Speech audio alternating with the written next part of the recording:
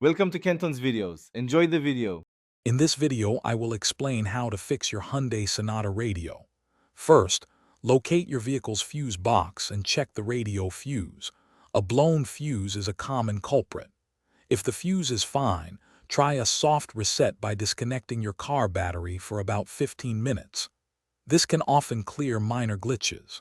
Finally, carefully inspect the wiring harness behind the radio for any loose or damaged connections. These initial steps can resolve many common radio issues.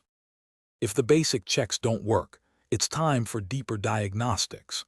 Grab a multimeter and test the power and ground wires connected to your radio to ensure it's receiving adequate power. Next, carefully examine the antenna connection. A loose or damaged antenna can cause poor reception or no sound. Also, visually inspect the radio unit for any signs of physical damage or corrosion, which might indicate internal problems.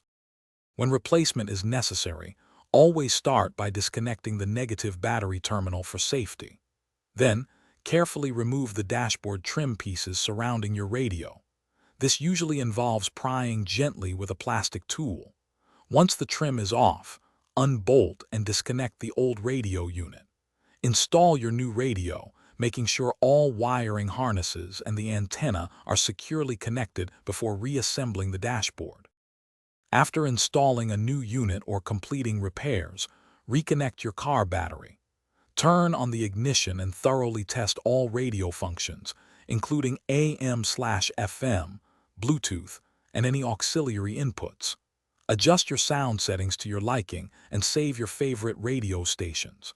Remember to check the description for a link to the Owala water bottle and other great deals. Staying hydrated is important, and a reliable water bottle makes it easy to do so on the go. Thanks for watching. Consider subscribing if we helped you.